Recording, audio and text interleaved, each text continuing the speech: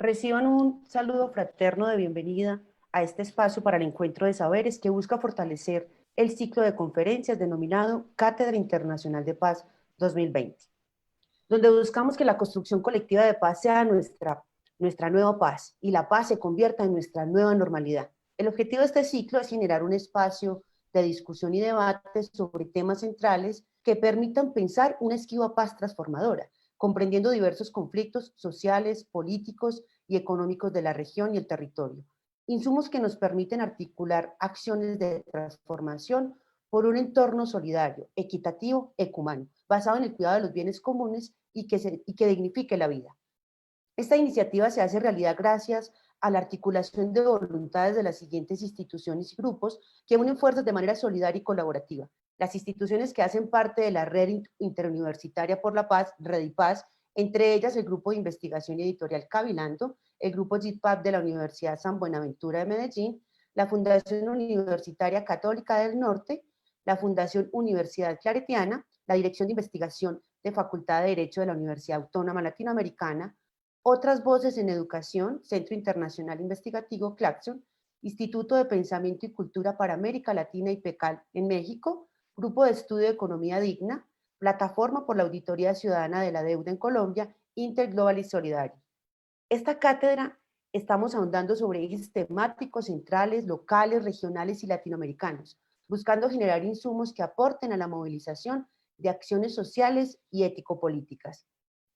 En este espacio se está realizando por Zoom, donde estamos los ponentes y estamos transmitiendo por Facebook Live con el Grupo Cavilando. Agradecemos la participación de todos y todas en este espacio. Es para nosotros un motivo de alegría saber que contamos con el acompañamiento de instituciones, organizaciones y personas que se conectan de diferentes lugares de Colombia, Latinoamérica y Europa. Esto nos da esperanza y firmeza en creer que la paz es nuestra nueva normalidad. Es importante seguir motivando estos espacios y esperamos que los que nos siguen en la transmisión compartan estas invitaciones para seguir construyendo país y hablar de lo que soñamos y nos duele. Como los hechos que han pasado esta semana en Colombia, que al menos 27 víctimas de masacres en el suroeste colombiano, en Cali, Samaniego, Ricaute y Tumaco. Estamos hablando de un macabro promedio de 4 vidas diarias, 27 jóvenes asesinados.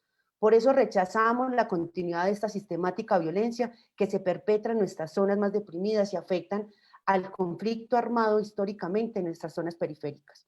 Y con esta realidad tan compleja que estamos viviendo en nuestro país y en Latinoamérica y que nos duele, quiero dar apertura a esta cátedra en la que hoy hablamos de la paz como un reto vigente. Y para eso hoy contamos con la participación de 4 personas con una trayectoria significativa en este tema, tanto en el plano político como investigativo. Ellos son Paul Ríos del movimiento Social Locarrí, que impulsó la salida negociada entre el gobierno de España y el ETA, Silvana Guerrero y Consuelo Tapias, integrantes de la Delegación de Paz del ELN en La Habana, Cuba, Ramiro Vélez Rivera, docente investigador de la ESAP. Y los voy a estar acompañando en este caso Cristina Arbeláez como moderadora. Hago parte de la Universidad Católica del Norte y soy integrante de la Red de Paz. Quiero contarles un poco cómo va a ser las intervenciones y cómo va a ser el proceso de esta cátedra que hoy vamos a realizar, en el cual vamos a tener la oportunidad de tener 4 personas, normalmente teníamos 3. Esta cátedra ya llevamos varias veces que las hemos realizado con diferentes temas, hemos llegado a diferentes públicos y esto nos ha dado mucho ánimo de creer que la paz se puede construir y que estamos siguiendo dialogando en medio de esta realidad que estamos viviendo a nivel mundial, desde nuestros hogares y desde las casas donde estamos, seguir construyendo la paz. Por eso esta intervención de hoy la vamos a realizar. Cada uno va a tener 10 minutos para su intervención. Posteriormente abriremos un espacio para preguntas y comentarios que nos van a hacer las personas que nos siguen de manera en Facebook Live, en la transmisión virtual. Por eso les pedimos a todos los que nos están siguiendo que realicen sus preguntas, que nos las escriban, pero además de eso también que nos compartan de dónde están, de dónde nos acompañan, qué organizaciones, qué instituciones, porque eso también nos da un panorama hasta dónde estamos llegando y también nos motiva a continuar y a continuar con este proceso de la cátedra que busca unir saberes académicos, investigativos, pero también comunitarios. Después de esta intervención tendremos 5 minutos donde vamos a hacer las preguntas y vamos a darles estas respuestas con cada uno de los ponentes.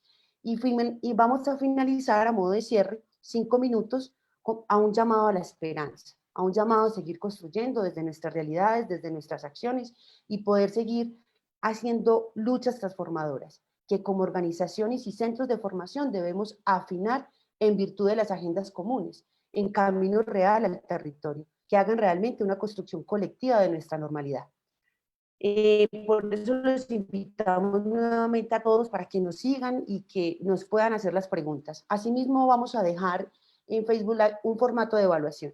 Este formato de evaluación lo venimos realizando cada semana y lo hacemos con el fin, primero, de conocer cómo podemos mejorar la cátedra. Es un espacio nuevo para nosotros, es un espacio que estamos construyendo y donde queremos llevar la paz a sus casas, que estén en sus celulares, en sus tabletas, en su computador, hablando, pensando, soñando y aún más construyendo paz.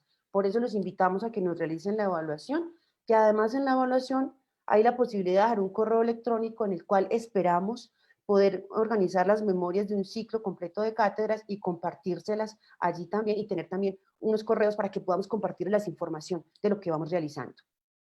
Entonces quiero con esto dar, sin mayor preámbulo, apertura a estas ponencias. Quería hacer este contexto tanto para nuestros ponentes como para las personas que nos siguen, porque hay algunos que nos siguen cada semana, a los cuales les agradecemos, pero los que acabaron de llegar y apenas están conociendo este espacio donde hablamos de paz. Entonces quiero empezar esta cátedra y sin mayor preámbulo darle la bienvenida nuevamente a Paul Ríos para que nos comparta su intervención. Él nos acompaña desde el País Vasco y también es muy importante que nos demos cuenta de los lugares donde nos acompañan, porque también damos una dimensión de que estamos cerca a pesar de las diferencias de horarios y de continentes. Bienvenido, Paul.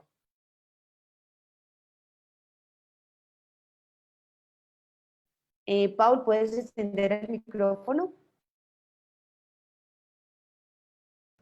Ahora Perfecto. se me escucha bien. Muchas gracias, Perfecto. Cristina. Al final, con tanto utilizar los vídeos, pero siempre hay algo que se nos olvida. Bueno, creo que se verá bien la pantalla. Daros las gracias por la invitación a poder participar. Yo solamente vengo a contar lo que es la experiencia que hemos tenido en el País Vasco, siempre desde el respeto a lo que es la realidad en Colombia. Cada país, cada contexto es diferente. Cada país, cada sociedad, cada pueblo tiene que hacer su propio recorrido hacia la paz y yo voy a tratar de compartir cuál fue nuestro recorrido por si hay alguna idea, sugerencia o incluso alguna inspiración que les pueda ayudar a ustedes en su país a poder conseguirlo. Voy a comenzar con algo que dije hace un año en una cumbre social que se celebró en Colombia en la que tuve la oportunidad de participar. Y es que, pese a que parezca lo contrario, ningún pueblo, ninguna sociedad está condenada a padecer la violencia y vulneraciones de derechos humanos. Ningún pueblo, ninguna sociedad es por sí violenta. En el País Vasco en muchas ocasiones nos ha ocurrido que casi se nos decía que los vascos éramos violentos por naturaleza y que no teníamos otro destino que el que vivir en una situación de violencia y vulneraciones de derechos humanos, y yo les quiero demostrar que, por lo menos en nuestro caso, no es así, y estoy convencido también que en Colombia tampoco tiene que ser así. Bueno, no sé si conocen un poco de lo que es el contexto de la situación que se vivió en el País Vasco. Bueno, el País Vasco es ahí hay un pequeño mapa que podrán ver en la pantalla. Es una pequeña región que se encuentra a caballo entre el norte de España y el sur de Francia. Está a caballo de la frontera entre ambos países. Es un lugar muy bonito, tiene sitios muy conocidos. Este es, por ejemplo, si les gusta Juego de Tronos, esto es Dragonstone, que se utilizó como escenario para esa serie. Tenemos unas playas preciosas. Somos una de las regiones de Europa que mejor calidad de vida tiene. Estamos a nivel de los países más importantes de Europa. La verdad es que es un sitio donde se vive muy bien, hay una muy alta calidad de vida.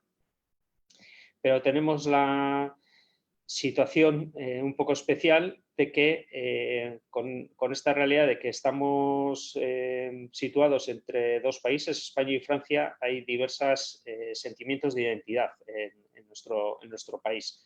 Hay quien se siente francés, quien se siente español y quien se siente vasco y mezcla entre estas tres cosas. Y hay quien quiere seguir perteneciendo a España o a Francia, pero también hay quien quiere ejercer el derecho de autodeterminación y que el País Vasco pudiera llegar a ser un país independiente. Si esto fuese así solamente, bueno, pues se podría decir que es un conflicto de identidades o de sentimientos nacionales, pero el problema es que también ha venido acompañado por lo que es el uso de la violencia y vulneraciones de derechos humanos.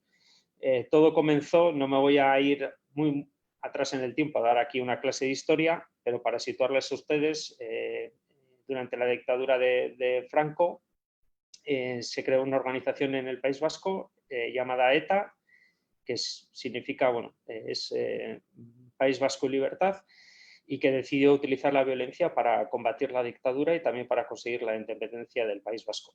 Llegó la famosa transición española y esta organización decidió seguir continuando con el uso de la violencia, y todo eso nos llevó pues, a que hubiese atentados, asesinatos, también el Estado alentó, España especialmente alentó la presencia de grupos parapoliciales que cometieron asesinatos y atentados.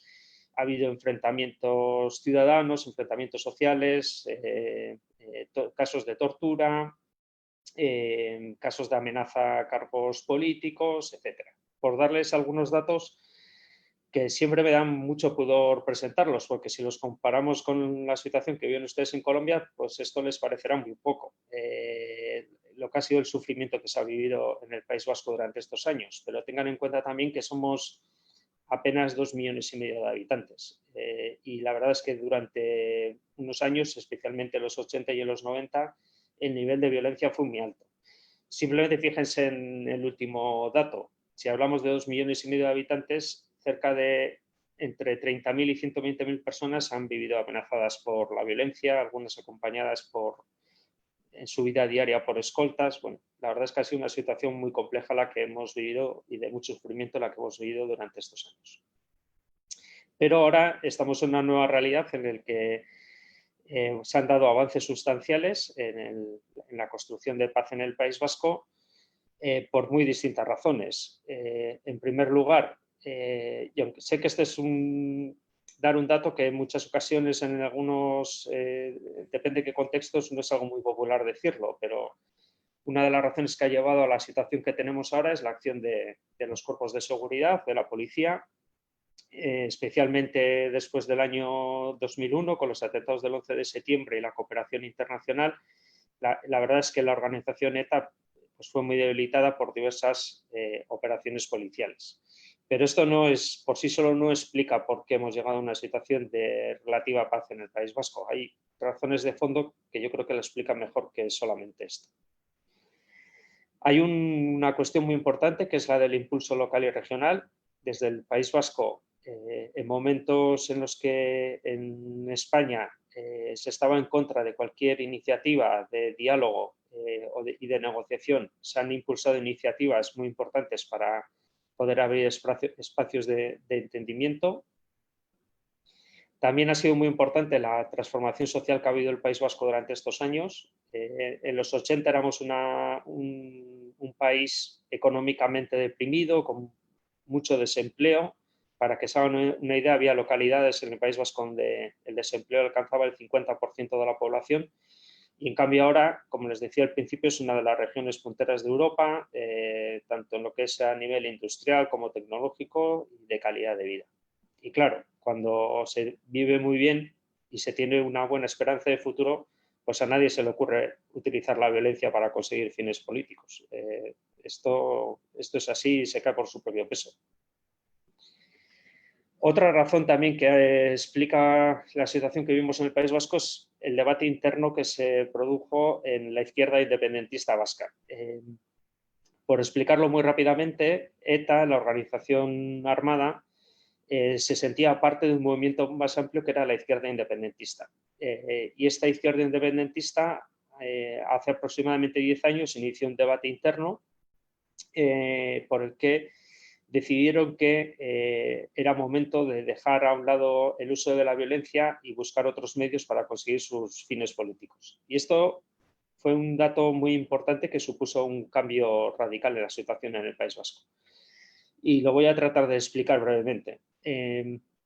A ver, yo les adelanto que yo soy pacifista, estoy en contra del uso de la violencia para conseguir fines políticos, pero esta es una posición que sería esta primera, la posición ética, podríamos decir. Y yo entiendo que hay personas que consideran que es ético y es el utilizar la violencia para conseguir determinados fines o para defenderse de agresiones de un tercero. Durante mucho tiempo en el País Vasco hemos estado pidiendo a ETA que dejase la violencia por razones éticas, diciendo que la violencia era mala y ETA no nos escuchó. Pero hay una segunda cuestión, argumento que se puede utilizar, que es el argumento de la legitimidad. Claro, ETA estaba utilizando la violencia en nombre de la sociedad vasca. Decía que la utilizaba para defender a la sociedad, al pueblo vasco. Cuando el pueblo vasco le estaba diciendo de manera reiterada que no necesitaba la violencia para ser defendido. Bueno, pues este argumento también se ha utilizado y no acabó de ser atendido por parte de ETA. Pero en cambio sí hubo un argumento que ETA terminó por aceptar para tomar la decisión de poner fin a la violencia, que es la cuestión estratégica. Y esto es algo que se hizo desde la izquierda independentista vasca. Lo que dijo la izquierda independentista vasca fue lo siguiente. A ver, si nuestro objetivo es conseguir la autodeterminación del País Vasco, con la violencia de ETA, ¿estamos más cerca o estamos más lejos de conseguir este objetivo? Y después de una reflexión que llevó pues, un par de años aproximadamente, llegaron a la conclusión de que para su objetivo de conseguir la autodeterminación, la violencia ya no era un elemento que aportaba, sino que era un obstáculo. Y por eso tomaron la decisión de pedirle a ETA que dejara la violencia. Y esto fue algo decisivo y determinante, porque esto es al igual que ocurre con las familias, ¿no? No es lo mismo que un vecino te diga que dejes de hacer una cosa a que te lo diga tu hijo. A tu hijo seguramente lo vas a escuchar más. Y en este caso, ETA atendió a lo que era el llamamiento de su propia base social y política, que le pedía que era el momento de hacer las cosas de una manera distinta. Y con eso, ETA finalmente tomó la decisión de poner fin a la violencia. Pero luego, además de esto, yo creo que esto es lo determinante para entender lo que ha ocurrido en el País Vasco, está la cuestión de lo que ha sido la posición de la sociedad civil en el País Vasco. Ha habido durante muchísimos años ha habido una movilización social muy, muy intensa que pedía fundamentalmente dos cosas, que era violencia no, y apoyaba la idea del diálogo y de la negociación para conseguir el final de la violencia. Y fue una movilización social muy intensa, como decía, y muy mayoritariamente respaldada. Fue una movilización que se manifestó en contra de todo tipo de violencia y vulneraciones de derechos humanos, ya viniesen por parte de ETA o ya viniesen por parte del Estado español. También ofreció espacios de encuentro y de diálogo, trabajó para lograr consensos tanto en la sociedad como en los partidos políticos y estuvo siempre a la vanguardia ofreciendo soluciones y alternativas no violentas. Y lo hizo en momentos muy complicados y tratando de mantener la esperanza en que una solución era posible. Y gracias a todo esto, pues aproximadamente hace 10 años se logró el fin de la violencia de ETA, se logró también la legalización de la izquierda independentista vasca, que hasta entonces era el partido político que la representaba, estaba ilegalizado, y se dieron las condiciones para tratar de impulsar un proceso de paz. ¿Cuál fue el problema? Claro, que para que haya un proceso de paz tiene que haber un proceso de negociación, tiene que haber un acuerdo y a partir de ahí un ejercicio de reconciliación. El problema es que en Euskadi no hubo ni negociación ni hubo acuerdo. En cambio sí que ha habido reconciliación. ¿Y por qué no lo hubo? Pues porque el gobierno español se negó a entablar cualquier tipo de negociación y de conversaciones, tanto con ETA para tratar las cuestiones relativas al desarme y a la reintegración de las personas presas, y también se negó el gobierno español a tener ningún tipo de diálogo de negociación con el gobierno vasco o con los partidos políticos vascos.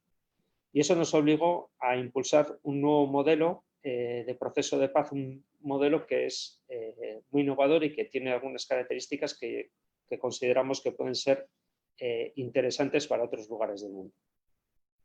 Fue un proceso en el que participaron agentes muy diversos, muy plurales, desde la sociedad civil a los gobiernos regionales, grupos internacionales, partidos políticos, sindicatos, etcétera. Muchos actores diferentes, esto lo hacía muy complicado de gestionar, pero también esta pluralidad de actores es la que ha permitido ir alcanzando poco a poco consensos para avanzar en la construcción de paz en el País Vasco. Por tanto, hemos tenido un proceso de paz sin acuerdo, es que no ha habido acuerdo. Hacemos una broma entre nosotros en ocasiones, que es la de decir que, por ejemplo, en Colombia el acuerdo entre FARC y el gobierno, pues no sé si tiene 400 páginas. En el norte de Irlanda el acuerdo tiene 4 páginas. Pues en el País Vasco es que no hay acuerdo. No hay ningún acuerdo, porque no ha habido ninguna mesa de negociación. No hay un papel firmado por el gobierno de España y ETA o por partidos políticos. No lo hay. No lo hay. Pero en cambio, con ese trabajo que se ha hecho entre actores muy plurales y muy diversos, se han ido alcanzando consensos en temas muy distintos sobre el desarme, el reconocimiento de víctimas, educación para la paz, mejora de la convivencia a nivel local, y todo esto se ha hecho sobre la base de consensos sociales muy amplios. Ahí pueden ver algunos datos. Es que el 95% de la sociedad vasca está en contra de la violencia, el 80% apoya el reconocimiento de todas las víctimas. Son muchas cuestiones en las que se ha ido consiguiendo articular un consenso muy amplio. Por ponerles un ejemplo muy rápido, pues el tema del desarme, por ejemplo. Como el gobierno español no quería recibir las armas de ETA, lo que hicimos fue reunirnos muy diversos agentes, actores sociales y políticos en el País Vasco, y nos reunimos para recibir las armas de parte de ETA. El argumento era, si ETA había cogido las armas para defender al pueblo vasco, ya que no iba a volver a usarlas, que se las devolviese al pueblo vasco y que fuese el pueblo vasco quien decidiera qué hacer con las armas. Entonces recibimos la localización de los arsenales de ETA, y una vez recibida esa información se le hicimos llegar a las fuerzas de seguridad, en este caso de Francia. Pues ya ven, es una cosa muy distinta a lo que se ha hecho en otros lugares del mundo. Por ir terminando, hay que tener en cuenta un dato, que es que el 50% de los procesos de paz negociados fracasan en los 5 primeros años. El 50%. Es un dato demoledor. Curiosamente, hay un estudio muy interesante que ha hecho una investigadora británica, en el que demuestra que la participación ciudadana incrementa la sostenibilidad de los procesos. Cuanta más participación ciudadana hay en un proceso de paz, esos procesos son más duraderos. Cuanto menos participación ciudadana hay, más riesgo hay de que los procesos de paz colapsen cuando se tienen que implementar. El proceso de paz en el País Vasco lo que demuestra es que incluso sin acuerdo, la paz es sostenible porque la sociedad ha sido protagonista. Este proceso de paz que hemos tenido en el País Vasco no es el proceso de paz del gobierno de España o de ETA o de no sé qué persona o qué entidad. Es que es nuestro proceso de paz. Gracias a nuestro trabajo hemos ido consiguiendo que sean pasos, que se lleguen a soluciones. Y cuando el proceso es tuyo, lo defiendes con más ganas y con más fuerza para impedir que el proceso decaiga, porque es nuestro proceso de paz, no es el proceso de paz que han alcanzado no sé qué personas, en qué sitio y con ayuda de quién. Y en segundo lugar, y esto también es muy importante, a día de hoy hay muchas mejores condiciones para abordar el problema político de fondo en el País Vasco. Este problema de identidades, este problema de si seguir en España, si ser independientes o lo que la sociedad vasca decida. Las condiciones son mucho mejores. ¿Por qué? Porque la violencia contaminaba todo. Porque la violencia al final se utilizaba como excusa para no abordar este problema político. Y ahora, en cambio, con la situación nueva que tenemos, es cierto que no hemos conseguido resolver este problema político de fondo, pero repito, ahora sin violencia tenemos mejores condiciones para poder abordarlo, para poder discutirlo, debatirlo, tratarlo y tratar de alcanzar soluciones. Bueno, y este ha sido un poco nuestro recorrido contado muy brevemente en el País Vasco. Espero que les haya sido de utilidad y ahora me quedo muy atento a escuchar también sus reflexiones del resto de ponentes sobre la materia. Muchas gracias. Muchas gracias, Paul, por tu intervención. Creo que nos queda unas reflexiones muy significativas. Primero, a pesar de que no tuvieron un acuerdo específicamente, pues lograron una transformación social y creo que eso es lo que logró que precisamente se avanzara en el proceso y es creer en las comunidades y cuando los líderes y las personas se unen. Tú decías al inicio de la intervención que los datos estadísticos frente a los de Colombia pues no se comparan, pero creo yo que no podemos normalizar ni las muertes de un niño, ni de un joven, ni de nada de la ruralidad, ni uno solo, y no queremos ni una más mujer, ni un hombre, ni un niño que sean asesinados por una violencia que no tiene sentido. Y creo que las estadísticas no se comparan, pero creo que tenemos el mismo ideal y es construir paz. Y creo que tu aporte nos ayuda precisamente a dimensionar que podemos, y ahorita mirando las redes decían muchos de los que están interviniendo y es, hay que hablar de paz, pero aún nos falta mucho por construir. Y creo que no tendríamos que ver la paz como muy lejana. Creo que tenemos que verla ahora e irla caminando, porque cuando la vemos tan lejana creemos que nunca vamos a llegar. Y las intervenciones que nos han hecho, que nos están acompañando del Meta, de las periferias del Meta, de Bogotá, de los cerros nororientales de Bogotá, nos están acompañando de Antioquia, de algunos lugares de Ituango, Caucasia, de Medellín, nos están acompañando de Barranquilla, entonces esto también nos anima mucho a poder seguir hablando de paz y que podemos hacerlo. Quiero darle entonces ahorita la palabra a Silvana Guerrero, que es integrante de la Delegación de Paz del ELN, ella se encuentra en La Habana, Cuba, y nos va a hacer su intervención de 10 minutos para que luego nos pueda también compartir Consuelo. Muchas gracias, Silvana. Cristina, buenos días. Pau, buenos días. A Ramiro, a toda la audiencia que está conectada. Agradecerte, Cristina, la invitación a participar desde acá, desde La Habana, en estas cátedras por la paz. Bueno, nosotros queremos de verdad,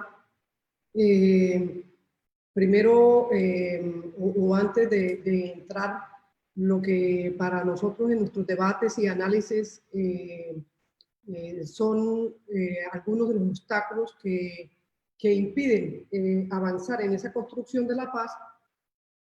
Creo que es importante y llama la atención la intervención de Paul, porque bueno, todas estas experiencias son verdaderamente importantes para el esfuerzo que en Colombia debemos hacer por empujar todos los colombianos la paz tan necesaria, aún más en los actuales momentos. Es importante decir que estamos en un contexto, en una coyuntura muy compleja, muy dura, muy fuerte en las últimas semanas, pero llama la atención lo que decía ahora Cristina, nosotros no podemos normalizar esa violencia, las muertes, esa realidad compleja, que no es entonces para los colombianos en las últimas semanas, con el recrudecimiento de la violencia, de las masacres, de los asesinatos, sino que son décadas de una violencia generalizada a lo largo de todo el país y que no solo afecta a los colombianos, sino también a la región. Entonces, todos los esfuerzos que podamos hacer desde los diferentes espacios en los que nos encontramos son importantes y hoy muy válidos en esta complejidad como del momento. Pero no podemos, y Cristina lo decía, no podemos perder esas esperanzas ante esa situación compleja, ante esa realidad que vive hoy Colombia. Entonces, en la actual coyuntura que tenemos, desde el pasado 4 de agosto, cuando llaman a juicio y colocan en prisión domiciliaria al expresidente Uribe, hay como un llamado a incendiar el país, y hoy en las redes vemos que la gente se está preguntando ese llamado que hizo el sector que apoya al expresidente Uribe, cómo iba a hacer ese incendiar el país, cómo se iba a materializar en Colombia. Y desafortunadamente entonces vemos en las últimas semanas y en los últimos días ese recrudecimiento, ese aumento de la violencia. Pero entonces mantenemos las esperanzas, las fuerzas, la convicción de que hoy más que nunca, por esa realidad compleja, tenemos que empujar esa paz y esas transformaciones que requiere el país. Ya Colombia está cansado de tanta violencia, de tanto conflicto, y en eso el ELN está comprometido, lo ha manifestado en diferentes entrevistas, y que queremos pasar la página de la guerra. Se requiere pasar la página de la guerra porque solo la paz hace viable a Colombia. Entonces voy a puntualizar lo que para nosotros desde la delegación serían algunos de esos obstáculos o factores que influyen en ese avanzar en esa paz tan anhelada.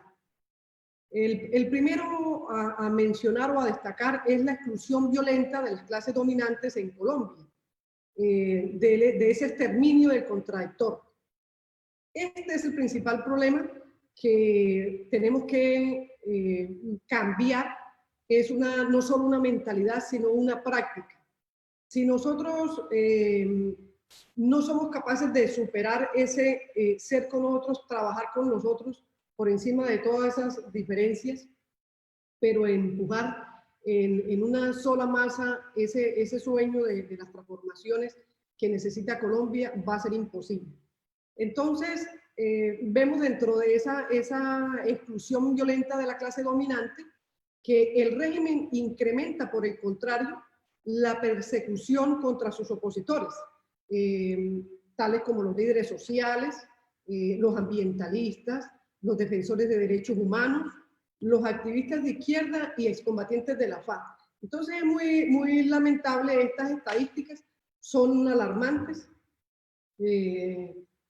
un informe de Indepaz documenta que la cifra es de 975 líderes asesinados desde la firma del acuerdo de paz en el año 2016 hasta el 30 de julio de este año.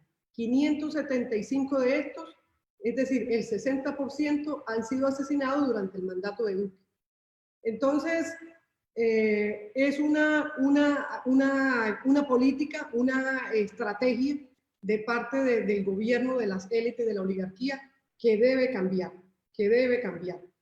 de exterminar a quien se opone con unas ideas que afectan sus intereses. Un segundo factor o obstáculo sería una élite que no quiere cambios. Entonces, una clase dominante que por décadas no cede, no quiere cambiar, no tiene voluntad de paz, no tiene ningún interés en ella, y bueno, si bien es cierto, destina más interés, se deja ver a la guerra que a la paz. Entonces, un ejemplo de eso es toda la realidad que ha sufrido el proceso de implementación de la FARC.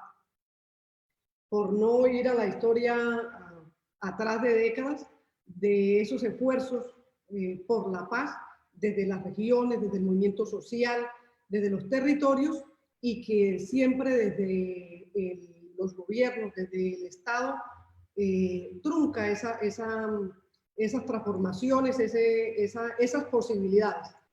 Entonces, mientras las élites de Colombia no cambien dentro de esta mentalidad y no hay una verdadera voluntad de cumplimiento, no solo lo que se acuerde hoy en unos procesos de negociación con la insurgencia, sino que ha sido un gobierno que por décadas le ha incumplido ese pueblo colombiano.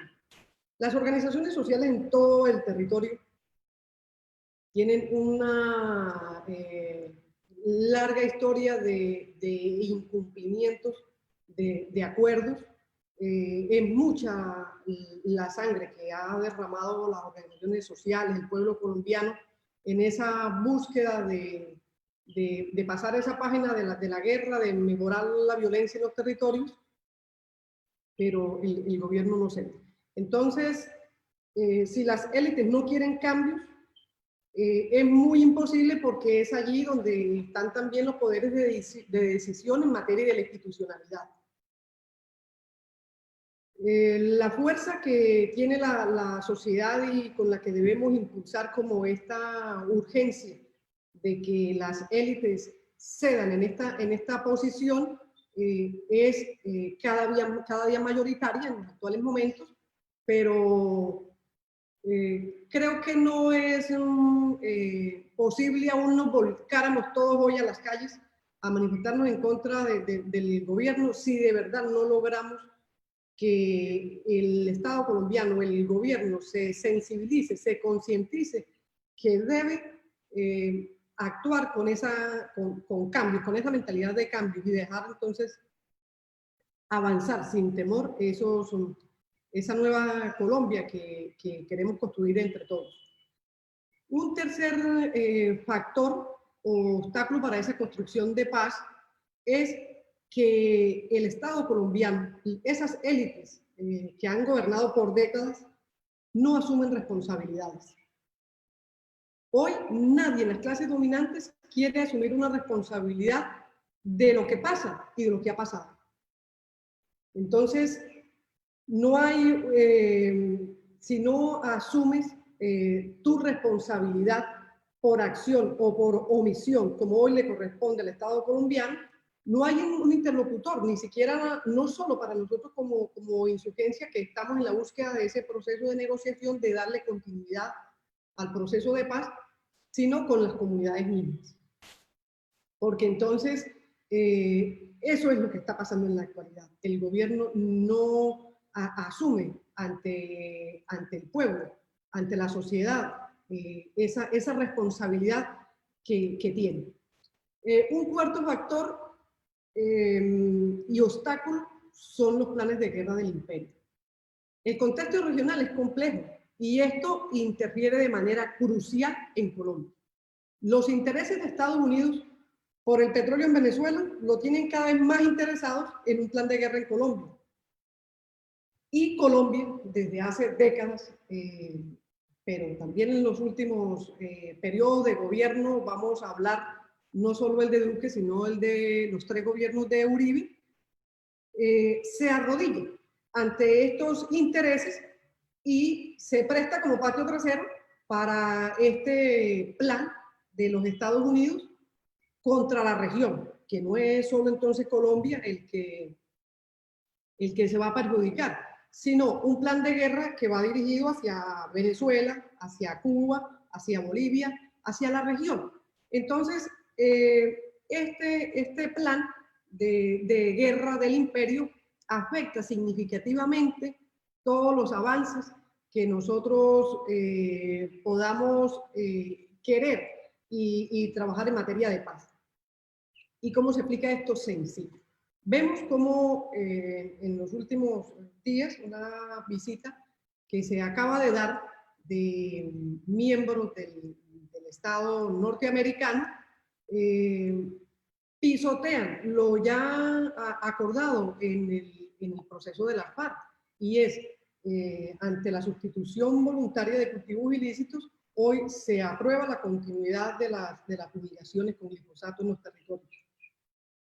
Todos sabemos las implicaciones en materia de violencia que esto va a traer, y entonces de esta manera es como ese factor que es importante tenerlo en cuenta.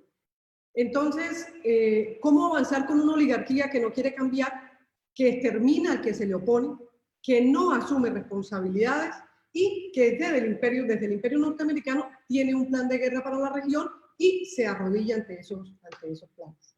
Entonces, Esos serían como los obstáculos que nosotros vemos dentro de los muchos obstáculos o factores que hoy hay para esa construcción de paz tan necesaria, más que nunca en el actual momento.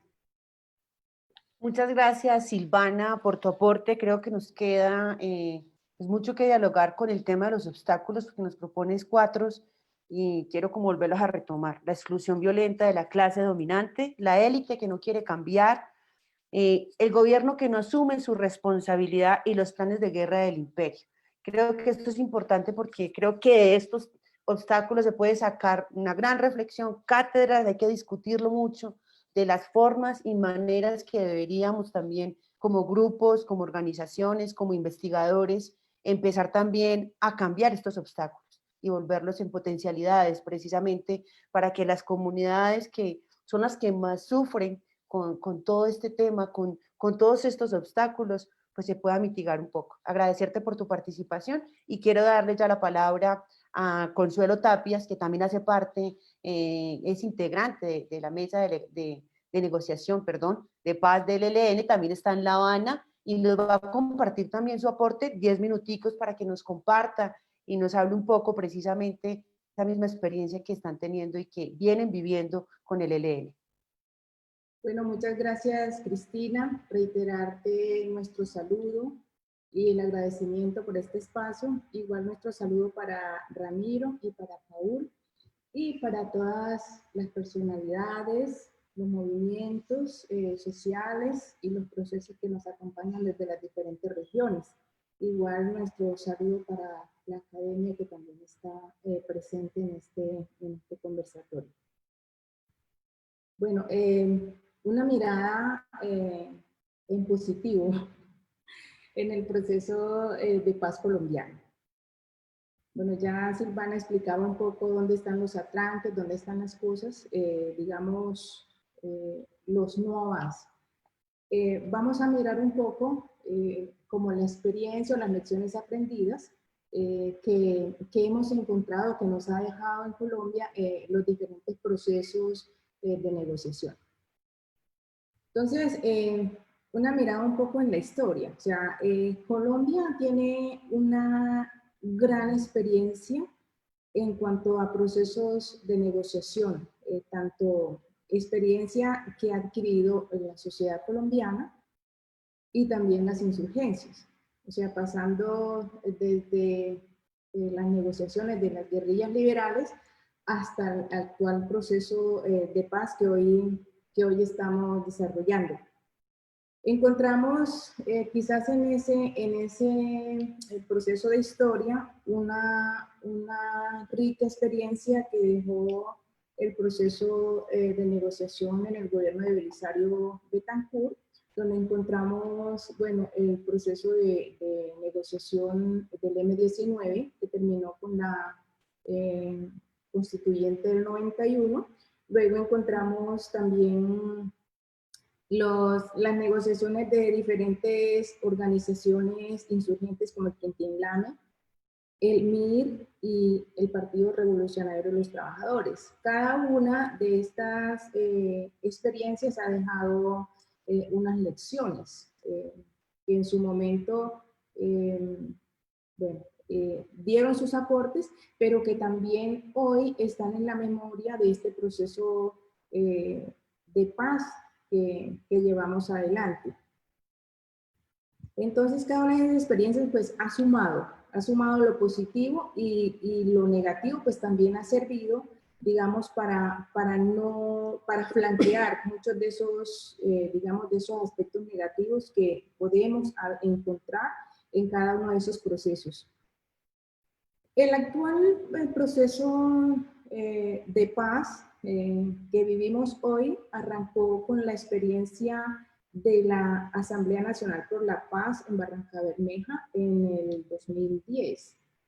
Luego encontramos otro proceso enriquecedor que es el Congreso Nacional por la Paz, Congreso de los Pueblos, en 2013 que se realizó en Bogotá, cada uno con experiencias muy importantes desde el campo popular y que ha servido, digamos, como soporte para acompañar los procesos de negociación de las insurgencias. En su momento, estos procesos fueron, yo digo, la base fundamental para lograr el acuerdo y el actual proceso con las FARC.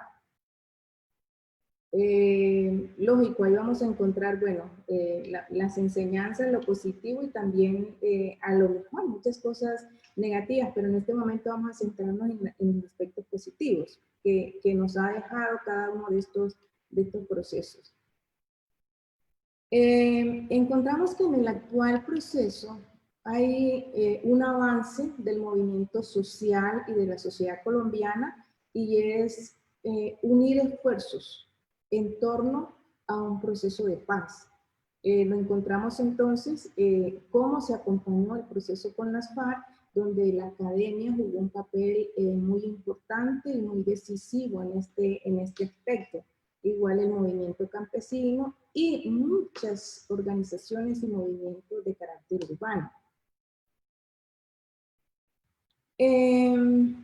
Encontramos también un importante acumulado que hay en el movimiento social a nivel regional. Encontramos entonces cómo hubo una ola, un periodo de gobiernos progresistas que acompañaron estos cambios que pudo lograr Colombia también en materia de paz. Hoy, si bien ese proceso regional, digamos, está siendo golpeado porque también vive una arremetida desde el imperio, también es cierto que esos movimientos progresistas y gobiernos democráticos están recobrando de nuevo la gobernabilidad y esperamos que siga en positivo y que vuelva a equilibrarse las fuerzas progresistas en la región para que en general, no solo Colombia, sino en general, podamos tener un avance en cuanto a procesos de paz.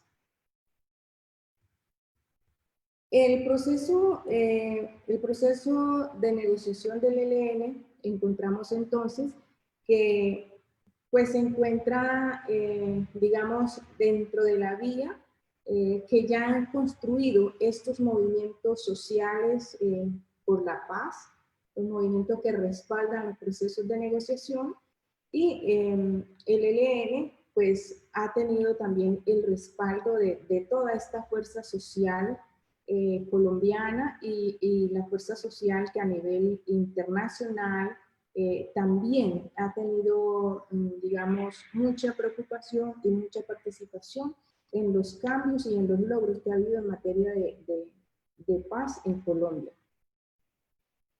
En cuanto a la participación del ELN, digamos que el corazón de la negociación o de esta agenda se centra en la participación de la sociedad.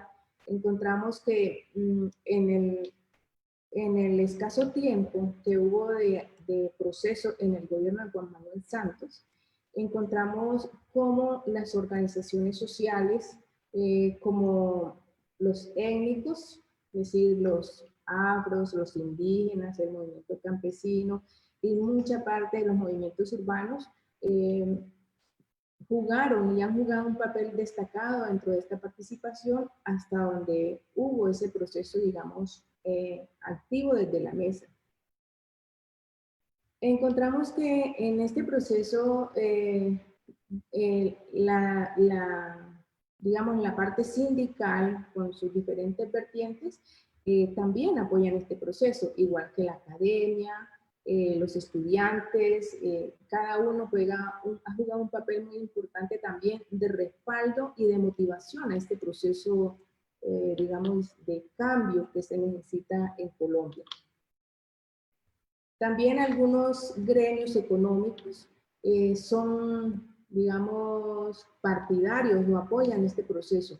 Pues ellos también sufren no pérdidas humanas, pero sí se sienten afectados en cuanto a sus ganancias económicas y también quieren entonces pasar esa página. Entonces también encontramos que ha habido un sector de esos gremios que también ha apoyado este proceso de negociación.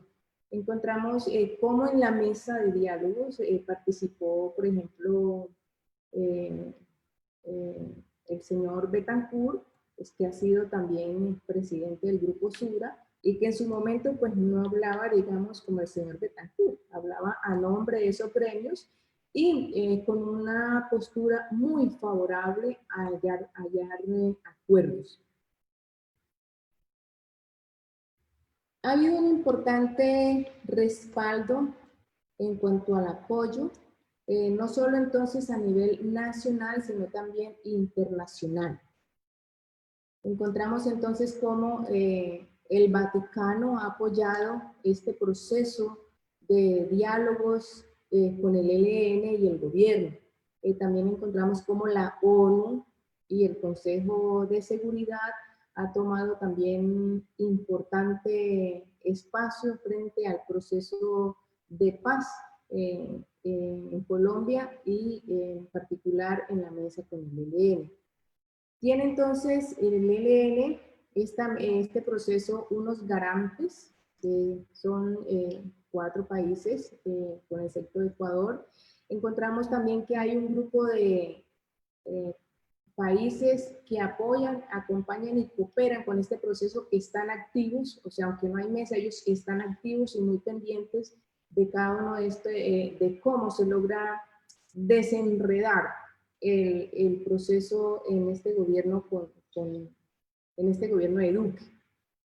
Tiene entonces la mesa un importante acumulado que es una arquitectura, digamos, establecida. O sea, cuenta con una agenda que es la ruta para dialogar o para negociar.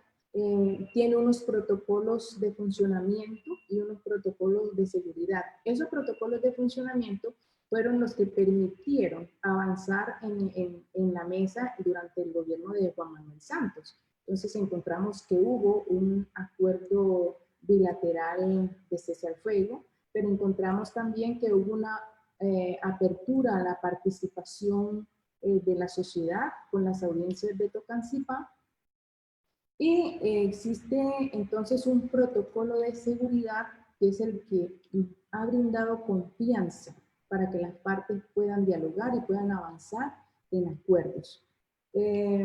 Entonces encontramos pues que esa arquitectura está viva y que se mantiene, que cada uno de estos acompañantes y estas instituciones, tanto nacionales como internacionales, apoyan, siguen trabajando porque esta arquitectura no se desbarata, se ha reconocido.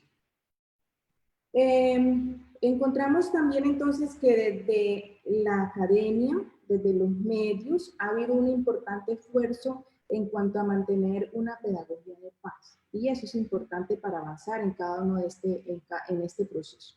O sea, no podemos mirar que entonces la negociación o el proceso de paz en Colombia, porque no haya una mesa activa con el gobierno de Duque, todo está acabado. Este es un proceso a nivel nacional e internacional que va en crecimiento, y que ese proceso no va a terminar porque no se abra la mesa con el gobierno de Duque. Antes, por el contrario, ha habido digamos, esta forma de negación del gobierno de Duque ha servido para que los movimientos sociales, las organizaciones y estos organismos que luchan por la paz puedan ver claramente cuáles son esos obstáculos y se puedan remontar. Y es precisamente donde los movimientos sociales y las organizaciones cada vez van logrando una mayor unidad, un mayor consenso para avanzar en el proceso de paz. Y por eso desde las organizaciones territoriales se vienen avanzando en diferentes propuestas para desarrollar el proceso de paz. O sea que no solamente el proceso de paz es una mesa formal con el gobierno y la guerrilla, sino que desde los territorios, las organizaciones regionales también tienen unas iniciativas que están desarrollando para avanzar en lograr pasar esa página de la violencia. Yo creo que eso es lo más importante que en este momento se ha logrado y algunas de las enseñanzas que ha dejado este proceso en positivo es cómo las organizaciones sociales siguen avanzando en formalizar y madurar esa propuesta. Muchas gracias, Consuelo, por tu aporte. Creo que los aportes que hace Silvana y Consuelo pues nos logra retomar los obstáculos, pero también esas lecciones aprendidas que precisamente yo creo que cuando hacemos construcción de paz y creemos en la paz, pues también tendríamos que ver qué es todo lo que estamos haciendo y lo que ustedes han logrado reconocer, y es una participación de los movimientos, de los líderes, de las comunidades, y reconocer que ellos también han aportado en la construcción de paz, que nuestras comunidades, que en las periferias han venido haciendo resistencias y procesos. Yo creo que es un aporte muy significativo para esta construcción, y creo que lo que viene haciendo el ELN, y como vos también lo compartías, que vienen muchas organizaciones que los están acompañando, instituciones, investigaciones, pues hace parte de ese reto vigente, como la cátedra que hoy nos invita, de seguir construyendo la paz y creer que podemos lograr esa mesa de concertación, de diálogo, y lo decía ahorita Silvana, y era hablar desde las diferencias, llegar a un acuerdo desde las diferencias, poderlo llegar a ese acuerdo para poder construir aquello que anhelamos tanto y que esperamos que estemos viviendo desde ahora, porque creo que cuando lo anhelamos tanto es como si nunca llegara. Y creo que estas acciones que hacemos, esta cátedra, ya es el inicio precisamente de construir este reto.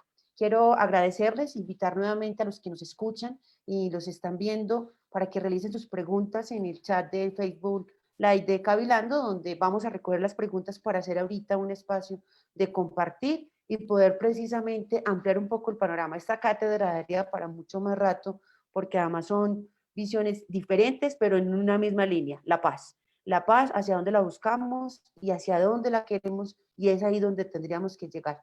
Y creo que tendríamos que abrir este espacio en otro momento, pero quiero darle en este momento la palabra al profesor Ramiro. Él hace parte de la ESAP, es integrante de la Red y Paz, donde también nos va a compartir su intervención. Profesor Ramiro, ¿cómo está? ¿Nos escucha?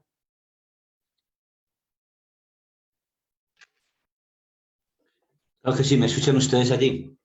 Sí, lo estamos escuchando.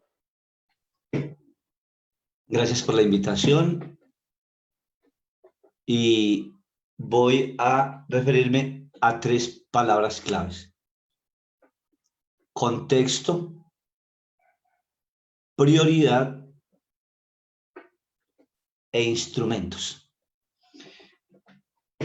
El objetivo de la presentación que realizo es también proveer algunos elementos de reflexión y de análisis sobre lo que significan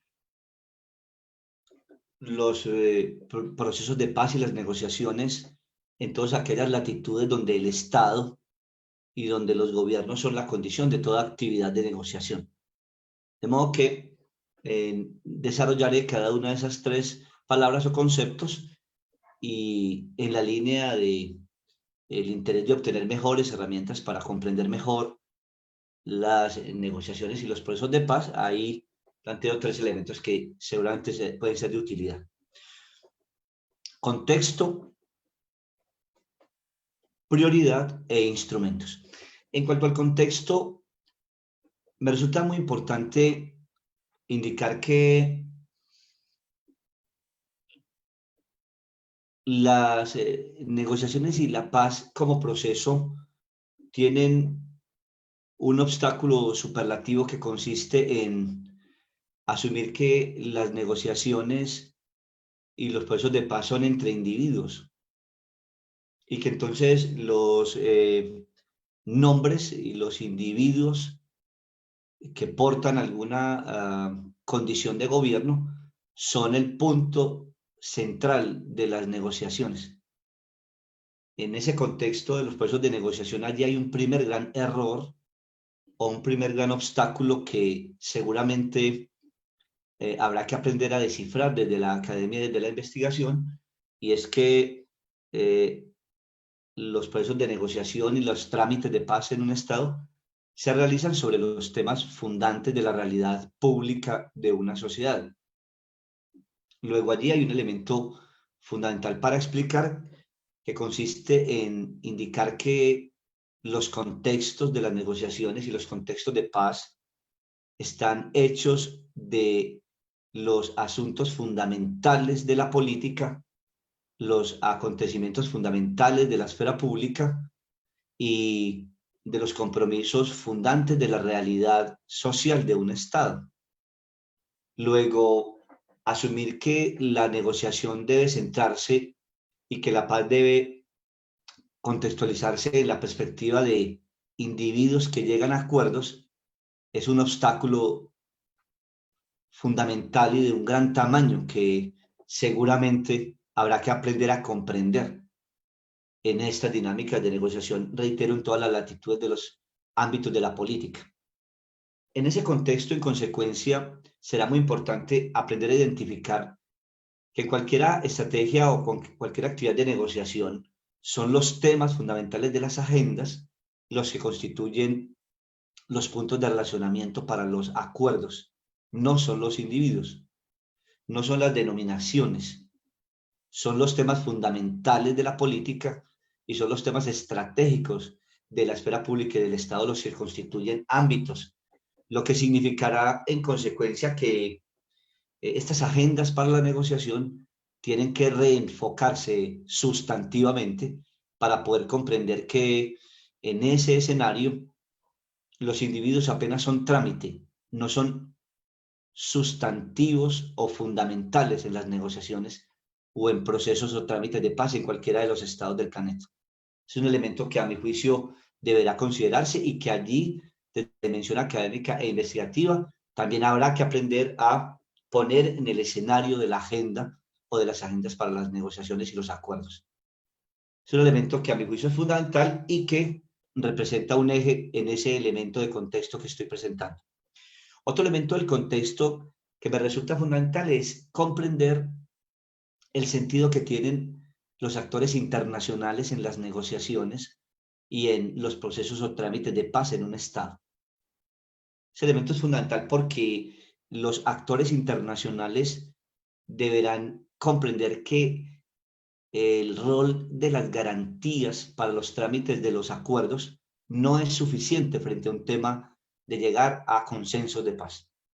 Los actores internacionales tienen otros roles, no solo el de tramitar condiciones mínimas para los acuerdos, tienen otro rol, un rol político, es decir, un rol de transacción o de intercambio sobre lo que constituye construir esferas públicas pertinentes o adecuadas para hacer acuerdos de paz y llegar a consensos profundos de agendas de negociación.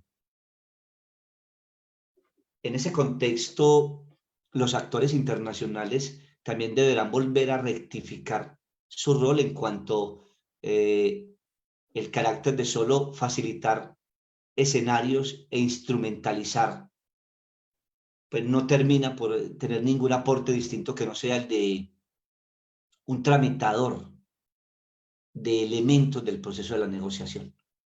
En contrario, los actores internacionales deben asumir que su rol es de orden estrictamente público y significará ello ampliar los escenarios de las esferas públicas donde los acuerdos tengan un estatuto internacional de consensos y no solo, reitero, un factor de trámite o de garantía para los acuerdos eventuales de una política de negociación o de paz. Ese es el segundo elemento del contexto que me resulta muy importante sugerir.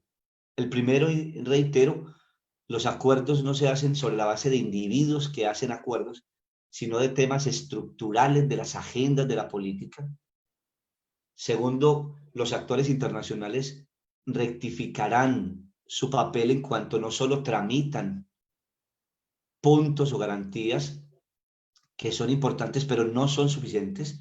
Los actores internacionales deberán ampliar su concepción de lo que significa la esfera pública internacional en lo que se denomina técnicamente los sistemas políticos internacionales.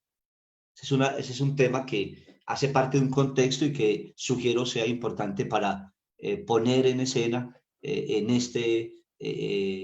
esta cátedra.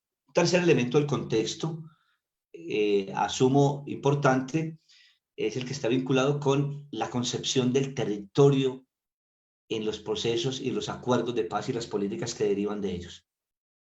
Los territorios tienen una doble connotación: puntos de contacto para poner en acción los acuerdos o puntos de exclusión de los que llegan a acuerdos.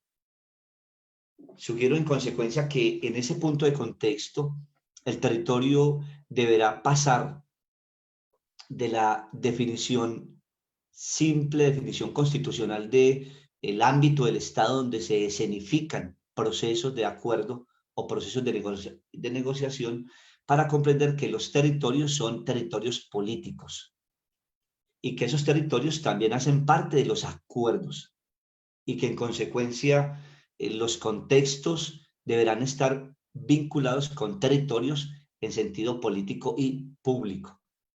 Luego el Estado migrará de su cosmovisión constitucional normativa por sí hacia un Estado que tiene territorios vivos, donde la política y donde los acuerdos van a parar a los territorios como parte de los acuerdos en las agendas de las negociaciones. Tres palabras, tres conceptos: contexto, prioridad e instrumentos. En contexto he indicado tres elementos: los acuerdos y los procesos que derivan en políticas de paz. En cualquiera de las latitudes internacionales de los procesos de acuerdo de paz no se hacen sobre individuos, sobre comportamientos o imaginarios personales, se hacen sobre agendas, sobre asuntos fundamentales de la esfera pública. Segundo elemento del contexto: los actores internacionales deberán ampliar el espectro de su participación en los acuerdos y las políticas de paz y de negociación en la medida en que no basta con tramitar garantías. Deberán constituirse en actores que amplían la esfera pública internacional para poner temas del sistema político internacional que participa de los acuerdos y de las negociaciones derivadas en políticas de paz. Tercer elemento del contexto: el territorio como factor vivo del poder de la negociación o del acuerdo que deriva en proceso de paz. En lugar de eclipsar o excluir del territorio el actor que llega a acuerdos, es necesario ampliarlo como un factor político. En eso, reitero, la Academia de la Investigación tendrá mucho más que decir y mucho más que explorar, en cuanto el territorio no es un tema del espacio de la legalidad del Estado, es también una vocación o una construcción de poder localizado territorialmente. Voy al segundo concepto: la prioridad. En el escenario del contexto que acabo de indicarles, viene un elemento muy importante. ¿Cuál es la prioridad de un proceso de negociación o de una política de paz? Las prioridades allí están fundamentadas en el diseño institucional. Las actividades de negociación y los procesos de paz en cualquiera de las latitudes del planeta deberán estar priorizando el diseño institucional, es decir, con quién y en cuál escenario se llega a acuerdos y con quién se tramitan políticas de paz. Los diseños institucionales son realmente el punto fuerte donde deberán concentrarse las iniciativas, los trámites y los instrumentos de negociación y de política de paz en cualquiera de los ámbitos internacionales o locales donde se tramiten o desarrollen procesos de negociación y de paz. Porque de lo contrario, se profundizarán las actividades y los esfuerzos sin generar registros efectivos de avance en materia de concretar agendas de acuerdos. Eso significará en consecuencia que debemos, de un lado, identificar dónde están localizados los contenidos de los diseños institucionales y, de otro lado, cuál es la metodología para llegar a acuerdos con los diseños institucionales. De lo contrario, toda actividad o iniciativa de negociación y política de paz estará situada en el terreno de los grandes esfuerzos y de los mínimos impactos. De los grandes esfuerzos y de los mínimos impactos públicos de la negociación y de la paz. En consecuencia, ¿dónde está situado el diseño institucional? ¿Qué contiene? ¿Cuáles son los actores que lo ponen en acción? Son las preguntas fundamentales para poder comprender dónde se localizan los fines y los métodos y los efectos de la negociación y de la política de paz. Los diseños institucionales están hechos de 4 elementos: las élites, las clases, los parlamentos y los partidos políticos. Observen cómo en el tejido de esos 4 elementos que hacen el diseño institucional se encuentran puntos de contacto, puntos de visualización de actores con los cuales poner agendas de negociación y de políticas de paz. Reitero, porque de lo contrario, muchos esfuerzos y mínimos impactos. Los diseños institucionales, en consecuencia, son la prioridad de toda iniciativa o trámite de negociación o de paz en cualquiera de los estados del mundo, incluso no occidental. Por eso, en este segundo concepto de las prioridades, sin dudas habrá que comprender que la prioridad es hacer acuerdos, tramitar consensos y negociaciones de paz con los diseños institucionales, no con los individuos. Profe Ramiro, qué Es pena decir, interrumpir. Vamos cerrando 2 minuticos para cerrar el espacio, para poder hacer como el espacio de preguntas. en consecuencia, élites, partidos, parlamentos y clases son puntos estratégicos de los diseños institucionales y en consecuencia allí se constituye la prioridad, que es el segundo concepto que he sugerido para luego intercambiar en el escenario de las preguntas con las respuestas. El contexto, la prioridad de la negociación y del trámite de política de paz es identificar dónde están los diseños institucionales, cómo interactúan con la esfera pública y cómo funcionan en la vida práctica. El instrumento, tercer concepto. El instrumento está relacionado con los modelos. Los modelos son aquella herramienta que tienen los diseños institucionales para poner en la oferta de la sociedad los temas fundamentales del Estado y del gobierno. Por tanto, tomar en consideración que las políticas de paz, las agendas que derivan de ellas, deberán focalizarse en lo que contienen los modelos y eventualmente llegar a acuerdos y consensos de rectificar su contenido o reorientar el sentido y el contenido de los modelos. En América Latina se ha comprendido por modelo solo el modelo económico y todo lo que deriva de él, la monetización del mercado, la política económica y demás. Eso es importante, pero no es el único modelo. Hay otros modelos que tendrán que ponerse en las prioridades de los acuerdos y de los consensos de paz. Modelos políticos, modelos del consenso del acuerdo y modelos sociales de la política. De modo que allí hay un instrumento que deberá comprenderse por cuanto no ha sido la prioridad en los escenarios de la política.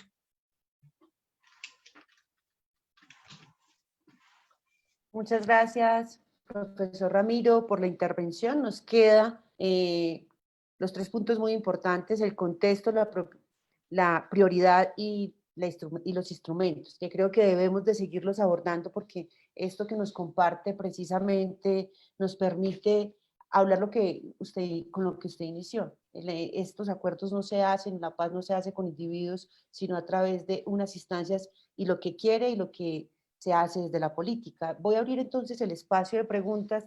No sé, profesor Ramiro, si ahorita en el espacio de preguntas sea posible que pueda encender la cámara, si le queda fácil, para que también podamos verlo en estos espacios. Voy a hacer como las preguntas generales que nos han hecho, que nos han llegado. Las voy a leer todas, como para también tener presente la participación de de las personas que estuvieron. Perdón, sí. Las personas que han participado en este espacio. Antes de hacer las preguntas, pues quiero contarles que nos acompañan de diferentes partes. Nos han reportado de Bélgica, de Meta, del norte de Antioquia, de Ituango, en la zona de la granja Ituango, nos están acompañando. Agradecerle a todas estas personas que nos siguen y que creen en estos espacios, porque precisamente es así que empezamos a construir y a dar pasos gigantes de paz. Quiero entonces hacer las preguntas. Hay una que va dirigida directamente a Paul Ríos y las otras nos hacen de manera general. Les voy a leer la de Paul, que tiene un contexto un poco amplio, y abrimos luego el espacio. Nos comparte un compañero que es catalán y que perteneció al Comité de Defensa de la República. Y él dice que el grado de violencia del Estado español contra ellos fue brutal y contra el movimiento que no ha disparado un arma ni puesto una bomba. En el País Vasco se ha sufrido un terrorismo de Estado a través de las torturas de la fuerza de Estado y de la creación de un grupo paramilitar. Esto es un contexto que nos hicieron del grupo paramilitar El GAL. En las últimas semanas se ha descubierto que el expresidente de España fue parte pues, de la cabeza pensante de este grupo, al igual que unos ministros, y que, bueno, creo que la noticia ha rondado, ante un Estado que es heredado del franquismo, que se siente con el derecho de utilizar sistemáticamente la violencia contra la sociedad civil, que pone en cuestión la unidad de España, que no reconoce a los independistas como actores sociopolíticos. ¿Qué hemos de hacer para reivindicar nuestro derecho de autodeterminación ante un Estado que no quiere ni sabe negociar? Voy a leer las otras para que Paul vaya pensando la respuesta, de que esto es casi un doctorado lo que hay que responder, pero para que nos vaya como ayudando. Las otras preguntas son más generales y quiero entonces compartirlas. ¿Qué aprendizaje les quedan del proceso de paz con la FARC y el gobierno para potenciar o no repetir en el reinicio posible deseado de un proceso de paz con el ELN? La participación en esencial es la agencia inicial de la negociación entre el ELN y el gobierno. De allí se logra realizar la conocida cumbre de Tocancipá. ¿Cuáles son los avances y rutas que allí quedaron? El paramilitarismo se rearma y el control extenso de los territorios en Colombia y las fuerzas paramilitares dan muestra de la necesidad de un cambio interno que recupere su honor y lealtad constitucional. ¿Qué decir frente a este constante fenómeno? En Colombia existe una amplia normativa para la participación, pero todas son inocuas. ¿Qué creen que debe cambiar para dicha participación eficaz? Ante un gobierno que no respeta a sus países vecinos, que se han concentrado el poder en lo ejecutivo, que ha cumplido su planteamiento de hacer trizas el acuerdo, ¿cómo negociar?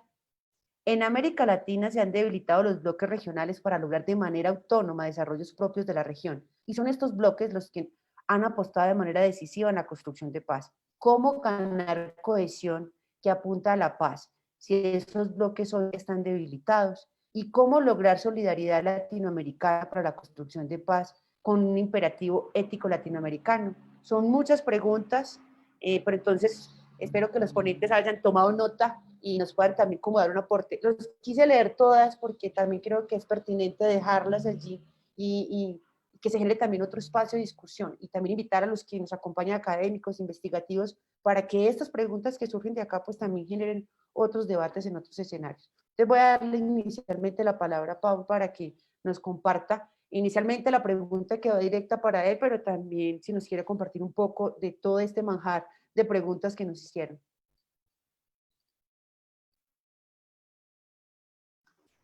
A ver, no es una pregunta sencilla de responder. Bueno, yo antes ya he comentado que yo soy pacifista y me parece que una idea política o defensa de una idea política, no merece la pena que por defenderla se cause sufrimiento a otras personas. Entonces, ese es mi punto de partida, pero intentando dar un paso más allá para responder.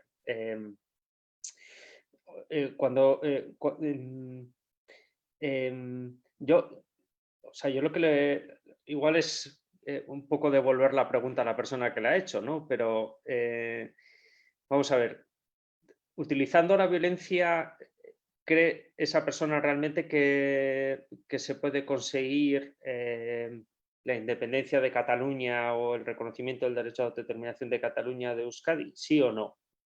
Mi respuesta en la Europa del siglo XXI es que no, porque uno, ni vas a conseguir más apoyo social en tu propia sociedad. Dos, a nivel europeo e internacional vas a concitar el rechazo de otros países, otros estados e incluso de organizaciones sociales, partidos políticos, etc. Y tres, o sea, porque estamos hablando de ejercer una violencia, no sé, insurgente contra un Estado fuerte como es el Estado español. Entonces, desde todos los puntos de vista me parece que, o sea, que no es una solución viable ni que merezca la pena por el nivel de sufrimiento que se causa a otras personas, pero también hay que tener en cuenta que aquel que utiliza la violencia se expone a gravísimas condenas. Por ejemplo, en España hay personas en España que están condenadas a 30 años de cárcel sin posibilidad de salir antes de la prisión, por ejemplo, por pertenencia a ETA. Entonces, ¿todo eso merece la pena? Yo creo que no, y yo creo que además no soluciona nada. Y además, creo que es paradigmático el caso de Cataluña y Euskadi. En Euskadi hay personas que han intentado sumarse y grupos que han propuesto sumarse al movimiento independentista que se ha generado en Cataluña, y eso no ha sido posible en Euskadi. ¿Por qué? En el País Vasco. ¿Por qué? Pues porque tantos años de violencia han dejado como consecuencia que la propia sociedad vasca está un poco, no sé, ya cansada de tanta confrontación política y tantas vulneraciones de derechos humanos, y ahora necesita un periodo de tranquilidad. Y entonces no ha habido capital social suficiente como para que en el País Vasco se haya podido poner en marcha un movimiento de características similares al de Cataluña. Y en cambio en Cataluña, que han tenido una trayectoria pacífica y sin utilizar la violencia, han conseguido una mayoría social muy potente y muy poderosa que está reivindicando ese derecho a la autodeterminación. Entonces, por terminar, ¿dónde está mejor el movimiento pro autodeterminación? ¿En Cataluña o en Euskadi? A día de hoy está mucho mejor en Cataluña que en Euskadi. ¿Y por qué? Pues posiblemente porque en Euskadi o en el País Vasco se ha utilizado la violencia durante todos estos años, y eso ha supuesto un obstáculo muy, muy importante como para que se puedan sumar nuevos colectivos a esta reivindicación. Muchas Y gracias. luego, y aprovechando ya que tengo la palabra, sí me gustaría añadir una cuestión también relacionada con esto, que es, igual que nos pasa a nosotros o que pasa en Cataluña, siempre, o sea, en muchas ocasiones hemos estado más pendientes a lo que hacía el Estado español. Se le pedía espacios de negociación, espacios de diálogo, que participase en procesos de paz, en procesos de conversaciones, y esa era una reivindicación constante, y se decía es que si el Estado español no participa, no se puede hacer nada, no se puede avanzar. Hay que tener mucho cuidado con este tipo de mensajes, porque eso significa que le estás dando la llave al Estado español, porque entonces el Estado español es el que decide cuándo abre la puerta o cuándo la cierra, cuándo decide hablar o cuándo no decide hablar.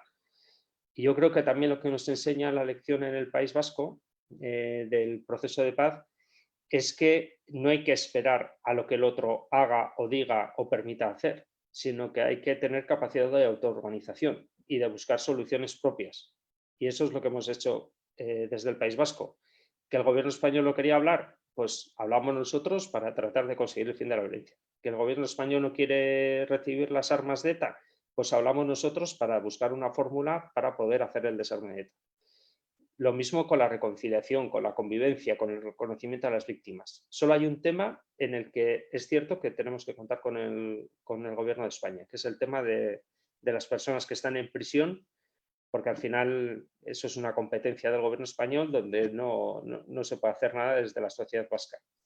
Pero, insisto, Hay que pedir, hay que exigir, hay que reivindicar, pero mientras también hay que hacer y hay que autoorganizarse, porque de lo contrario estás dando todo el poder al gobierno, al Estado. Cuando tú también tienes en tus manos soluciones que puedes poner en marcha, puedes implementar y que además eso permite generar condiciones para seguir avanzando.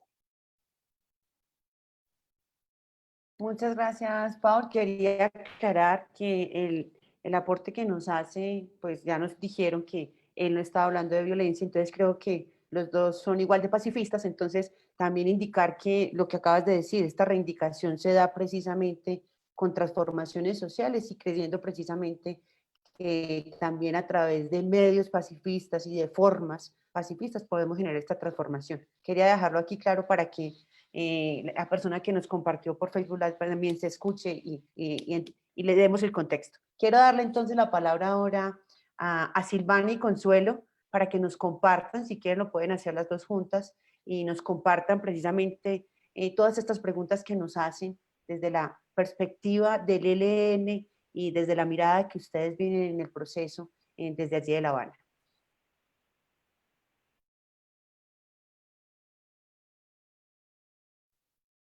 Silvana y Consuelo, ¿nos escuchan?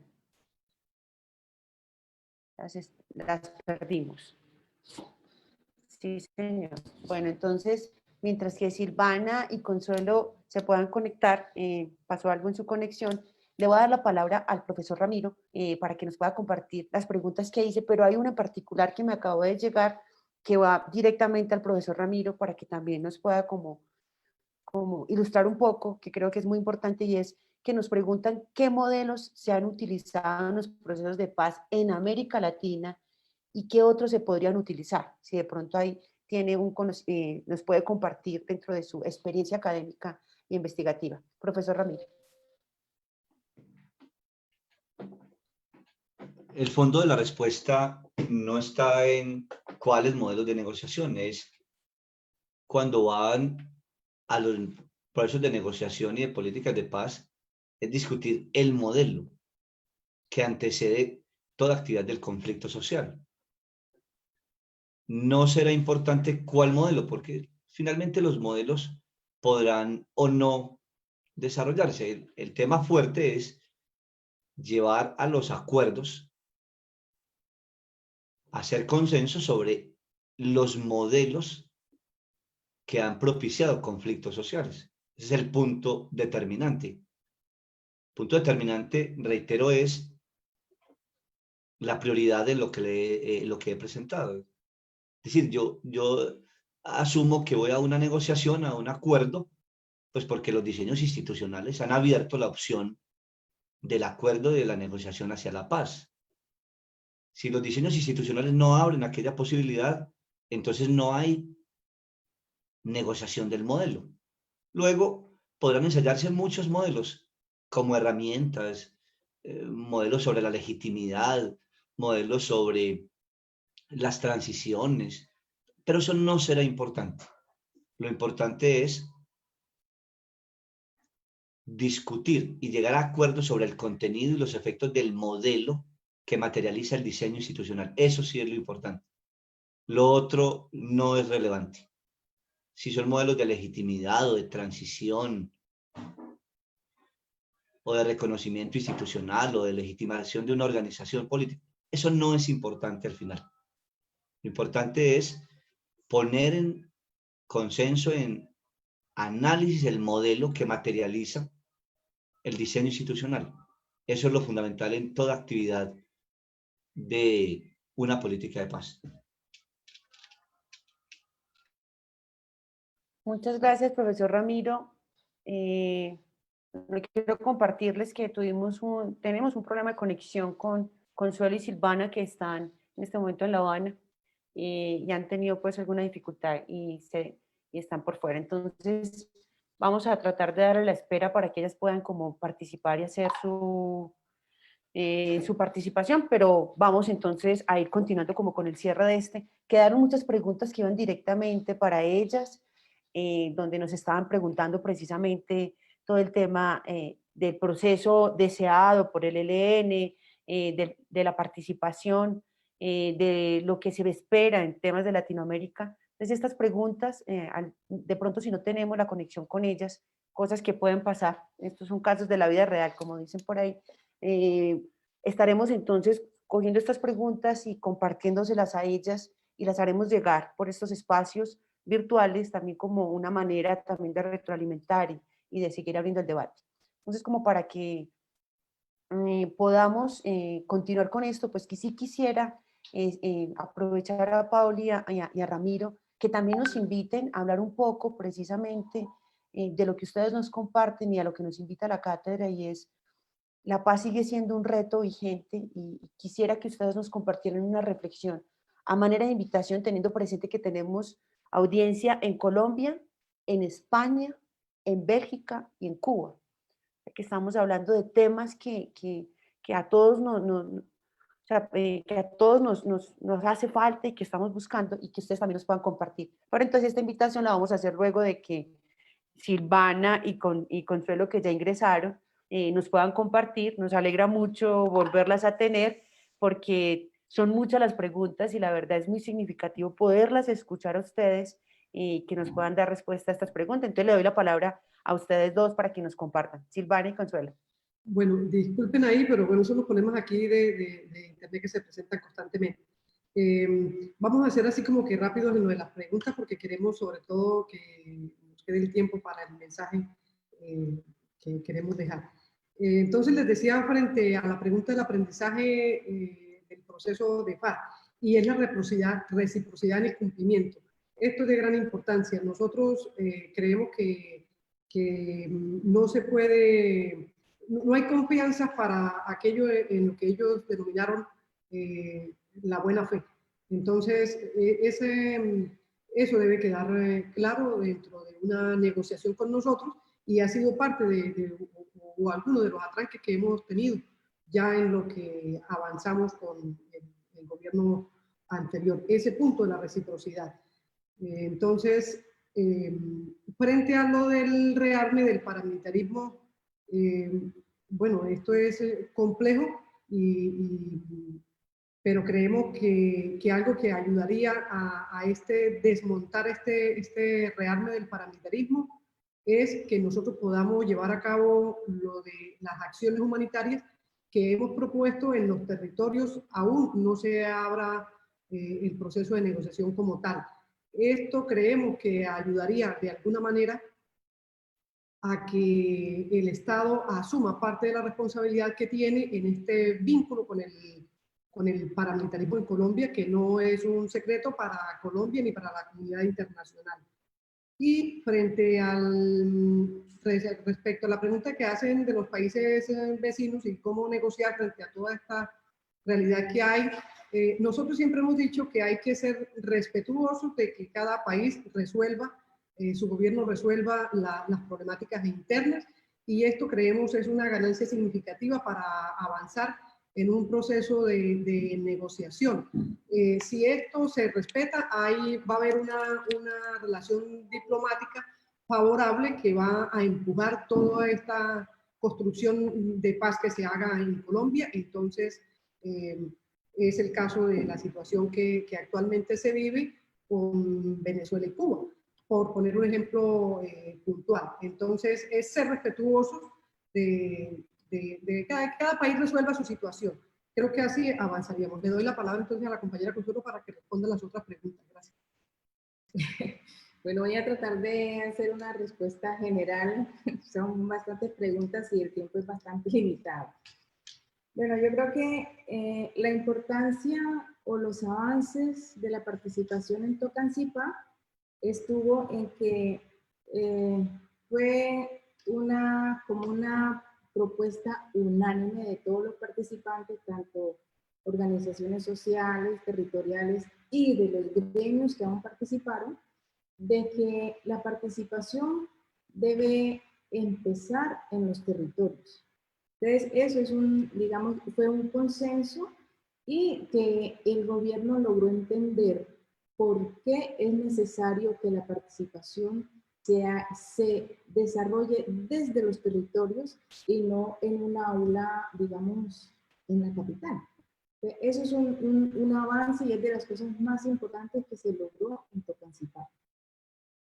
Lo segundo es, que se logró es entender que la participación debe ser diversa y que hay respeto en la participación, es decir, que los diferentes sectores sociales se respetan en su participación y no hacer, digamos, como esa separación de participantes, como en su momento el gobierno siempre lo ha querido, que, por ejemplo, los gremios no se pueden tocar con los sectores sociales porque los sectores sociales les van a sacar los ojos, por ejemplo.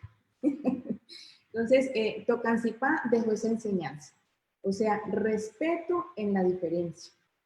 Respeto en que desde la diferencia podemos construir una visión común de paz. Y yo creo que eso es de las enseñanzas más importantes que ha dejado Tocancipá. Lo segundo, también trazó unos, digamos, unos puntos importantes que terminó en una hoja de ruta en la mesa. Es decir, no logramos dejar un acuerdo como tal como diseño de la participación, pero quedó una hoja de ruta. Esa hoja de ruta marca que hay participación desde los territorios, que hay, digamos, un diseño que hay que hacerlo y en ese diseño hay que contar con las organizaciones, con la población de esos territorios para poder desarrollar ese proceso de participación territorial o regional. Lo otro importante es que la participación es un proceso y que lo que se desarrolla desde las regiones pues tendrá que terminar digamos, articulado a todo el proceso de participación que se desarrolla a nivel nacional, pasando por los territorios urbanos y por los sectores, incluida la academia. Entonces, que decir, que de todos estos esfuerzos y dinámicas salga una propuesta común que es la que llega a la mesa. Eso está dentro de la hoja de ruta que quedó trazada. Lo otro que quedó trazado en esa hoja de ruta, como ya lo explicaba Silvana, es que precisamente de las enseñanzas que nos queda del proceso de la negociación con las FARC es no atenernos a la buena fe. Entonces, el ELN insiste en que la aplicación de esos acuerdos, tiene que haber reciprocidad. Es decir, el ELN cumple, el Estado cumple. El ELN cumple bastante, entonces el Estado cumple bastante. Y no la lógica que se aplicó en el acuerdo de FARC. Es decir, que la FARC cumple todo, cumple el 90% y el gobierno pues cumple si tiene buena fe. Entonces, esa es como la otra diferencia que se da en este caso. En cuanto al avance del paramilitarismo, pues precisamente por eso es la negociación y por eso es que hay que negociar. O sea, el establecimiento colombiano no va a desmontar su política de seguridad, que es la que aplica el concepto de enemigo interno, donde se persigue a las organizaciones sociales, a los líderes y a todo el que piensa diferente, incluidos personalidades de la derecha, que piensan un poco distinto al establecimiento y también entonces son vistos como enemigos. Esa es la lógica que tiene que cambiar y es un punto importante dentro de la agenda, que se llama sacar la violencia de la política. Y ese es digamos, un acuerdo al que hay que llegar en la mesa para que haya garantías de participación. La otra garantía de participación es la propuesta que el ELN ha tenido desde su inicio, es que el proceso de diálogos y de negociación debe facilitarse dentro de un cese bilateral de fuego. Es decir, hay un cese bilateral, el ELN pero también el Estado está comprometido a parar su fuego, pero también parar el fuego de las bandas y de otros grupos que también ejercen violencia. ¿Sí? Entonces, en ese sentido es que el ELN pues se pelea las garantías de participación de la sociedad en este proceso.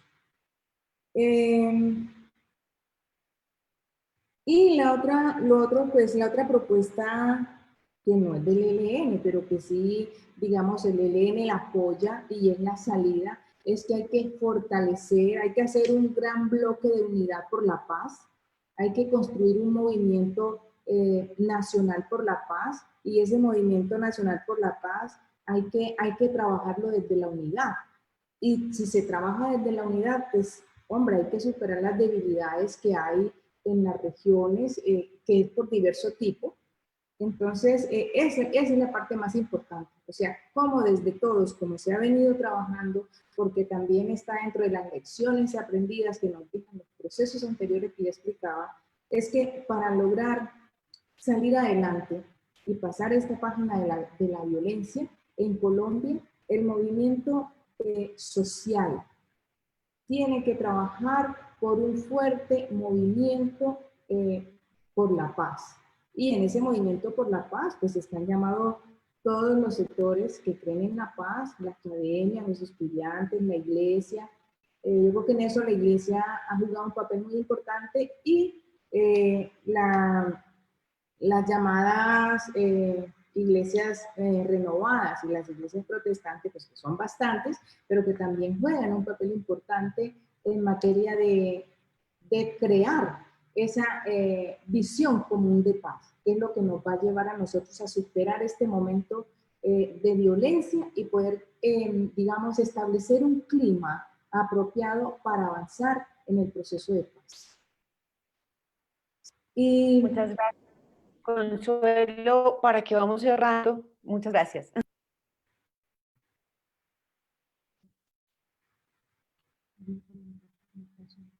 Consuelo, no se escuchas. No sé si ya hayas terminado. Qué pena. sí, ya terminé. Perfecto. Muchas gracias, y Muchas estamos gracias. pendientes para la parte final. Bueno, muchas gracias. Agradecerles en verdad a cada uno de ustedes por estos aportes. Es la primera cátedra que tenemos, que ya vamos a ajustar las 2 horas en ella.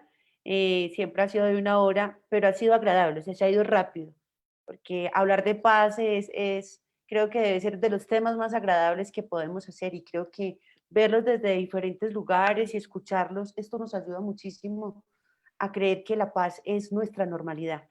Quiero invitarlos para cerrar este espacio de cátedra, no sin antes agradecerle a los que nos están siguiendo, que nos escuchan desde sus comunidades, desde sus territorios, a seguir hablando de paz, a seguir construyendo bloques de paz, a seguir investigando la paz y a seguir construyendo academias de la paz. Les quiero invitarlos ahora sí nuevamente a hacer un mensaje, una conclusión final para estas personas que nos escuchan y que también están buscando, sobre todo los colombianos que hemos escuchado toda esta semana noticias tan tristes, que nos den una esperanza en este reto vigente. Y quiero hacer 2 preguntas específicas que hicieron, no para que las respondan, sino para que nos sirvan también de detonadoras para esa reflexión y esa invitación que van a hacer.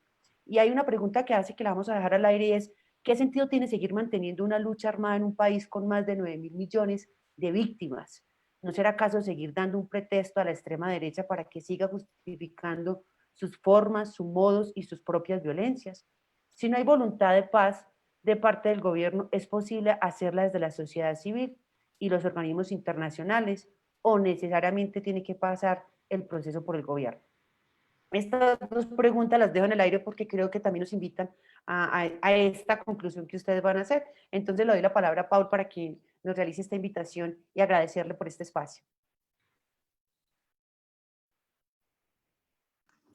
Bueno, a ver, 3 ideas para terminar y relacionado con esto. En primer lugar, creo que hay que ir a objetivos que sean realizables y concretos para avanzar hacia la paz. Y en nuestro caso nos marcamos 2 fundamentalmente. Uno, tratar de garantizar la seguridad de las personas, que nadie sufriese la amenaza de la violencia ni de vulneraciones de derechos humanos, porque de esa manera es imposible construir sociedad y construir paz.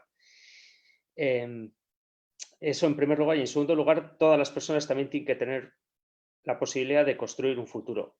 hay que promover lo que es el desarrollo social, económico, porque cuando todo el mundo tiene una expectativa buena de vida, es cierto que disminuyen lo que son las tendencias a tratar de resolver los problemas políticos por medio del uso de la violencia.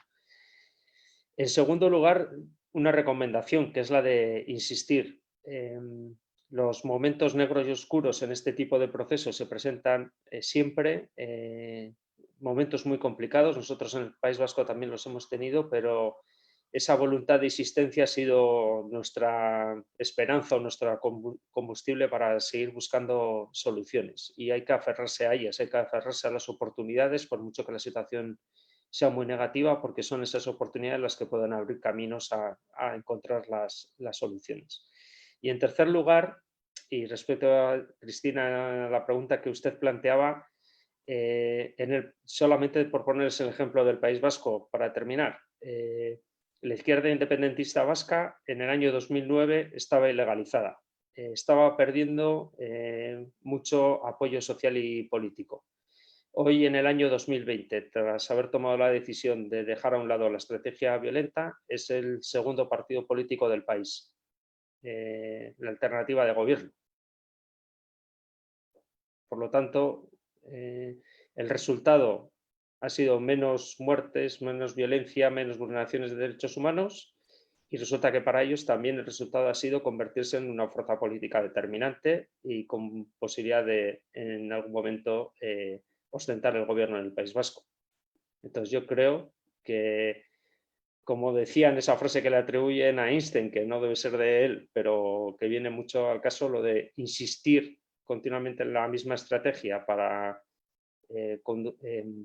solamente conseguir fracasos, eso no tiene sentido. Hay que buscar caminos distintos, diferentes, nuevas alternativas y dar oportunidades a estrategias diferentes. Muchas gracias, Paul, por esta invitación. Bueno, lo otro es, quiero aclarar que ahorita dije 9.000 millones de víctimas y bueno, son 9 millones de víctimas. Es mejor aclararlo para que después en la transmisión no quede que toda la población es la víctima. Listo. Quiero entonces darle la palabra en este momento a Silvana y Consuelo para que nos realicen esta invitación o a modo de conclusión. ¿Tienen el micrófono apagado? Bueno, nuestro llamado de esperanza es a no desfallecer en la búsqueda de la paz. A pesar de las dificultades, hay que persistir. En Colombia crecen los sectores de la sociedad que quieren y respaldan de la lucha por la paz y los cambios porque se mantenga el esfuerzo por hallar una solución política al conflicto. Busquemos una gran confluencia en torno a estos propósitos y cuenten con la voluntad política del ELN para ello. A este gobierno aún le quedan 2 años y medio, un periodo por cumplir. Si quiere, podría dejar una cuota o un aporte en su camino para la paz. Nuestra instrucción como delegación de diálogos es mantenernos en la mesa y aquí estamos esperando esa contraparte. Planteamos construir sobre lo construido para no partir desde cero en esas conversaciones. Si el gobierno tiene objeciones de la agenda y de toda la arquitectura del proceso en lo avanzado en materia de paz, que venga a la mesa de diálogos, sin líneas rojas, sin imposiciones, pero que Colombia hoy necesita de que nos sentemos y contribuyamos desde la insurgencia a aportar nuestro granito de arena a esa construcción de paz, donde hay muchos otros factores.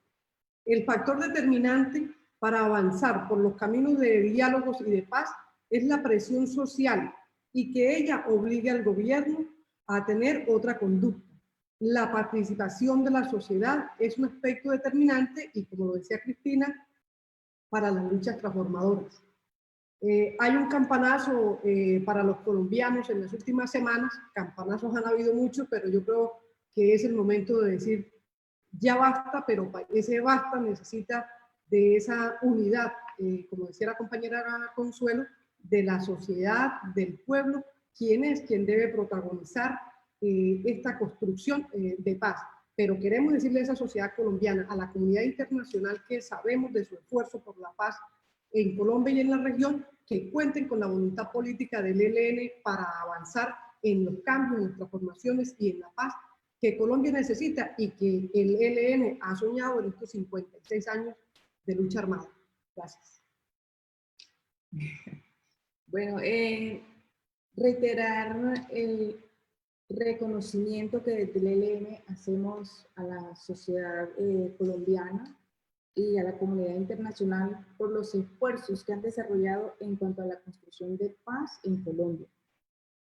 El llamado es a continuar entre todas y todos construyendo una visión común de paz. No importa las clases, no importa los sectores, entre todas y todos construyamos una visión común de paz. Y trabajemos por seguir construyendo una cultura de paz que propicie el reencuentro y la reconciliación entre los colombianos. Cuenten con el ELN para desarrollar procesos de paz. O sea, no solo la mesa con el gobierno es el espacio de construir paz o hallar los cambios que se requieren. Cuenten con el ELN para desarrollar procesos de paz desde las regiones, desde las comunidades, desde todos los espacios que sea necesario. Pero hay que trabajar fuertemente por construir un fuerte movimiento que busque pasar la página de la violencia. No basta con que la insurgencia tenga deseos, tenga anhelos de pasar esa página. O sea, hemos tenido diferentes ejemplos de acuerdos, de negociaciones, de desmovilizaciones, y en el país se ha mantenido una violencia impuesta desde los sectores en el poder. Entonces, esa página también hay que trascender. Y cuenten con el ELN para hallar las transformaciones necesarias y el camino de reconciliación de los colombianos y las colombianas. Muchas gracias. Muchas gracias, Silvana y Consuelo. Quiero darle la palabra al profesor Ramiro para que nos comparta a modo de conclusión. Fortalecer la formación social y la formación ciudadana en las organizaciones, sin dudas es una prioridad en la sociedad colombiana, en el orden nacional y local actualmente. Muchas gracias. Con esta intervención de cada uno de ustedes damos cierre a esta cátedra, a una paz vigente, a una paz presente, que es el reto que tenemos de irla construyendo cada día y terminar con esa prioridad que nos dice el profesor Ramiro, y es las organizaciones. Seguir creyendo en las organizaciones, en las comunidades de base, que deben de ser nuestras prioridades. Paulo lo dijo ahorita, y es se lograron transformaciones sociales, se lograron organizaciones sociales, y creo que esa es la base para construir paz. Así en cada uno de nuestros lugares, en los continentes, generemos un tejido donde podamos precisamente unir nuestras diferencias y aportar en esta construcción. Agradecerle a cada uno de ustedes, a Pau, a Silvana, a Consuelo y a Ramiro, por acompañarnos, por dedicar el tiempo en este espacio de cátedra y de compartir con nosotros. También quiero agradecerle a todas las personas que nos siguieron y que nos van a seguir escuchando, porque lo vamos a dejar en el Facebook de Cabilando y en las redes amigas que lo comparten para que lo escuchen, como una cátedra que les va a ayudar también a tener una comprensión de lo que hablamos de paz y cómo vamos avanzando en esta paz y seguirlo hablando. Agradecerle a cada uno de ustedes, invitarlos para que nos evalúen en este encuentro. Les estamos compartiendo por Facebook Live el encuentro, y también no quiero cerrar este espacio sin invitarlos a la próxima cátedra, el próximo sábado, que la vamos a realizar. Esta cátedra tiene un nombre que se llama Educación y Paz en América Latina. Vamos a hablar de esto. Hoy precisamente se habló un poco del tema, y es, hay que hablar de pedagogía, hay que hacer pedagogía de paz. La próxima semana vamos a tener este encuentro con la educación y esa paz en Latinoamérica. Y nos va a acompañar personas que han trabajado y han desarrollado grandes aportes, como lo es Luis Bonilla, y otras voces en educación de Clapsop Venezuela, Estela Quintar, que es la directora del Instituto de Pensamiento y Cultura para América Latina y PECAL México, Marta Alfonso, segunda vicepresidenta de FECODE, y nos va a moderar Jaime Carrión, que es un docente investigador de la Universidad Nacional y amigo de la Red y Paz. Les quiero invitarlos para que estén y se conecten y inviten a sus amigos, o sea, que esto sea un voz a voz. La paz se construye de voz a voz, y también esta cátedra se hace posible porque ustedes los que nos están acompañando y también por el tiempo de los ponentes. A todos agradecerles y recordarles que la paz es posible si estamos haciendo procesos, y esa sería nuestra nueva realidad. Hasta luego y muchas gracias.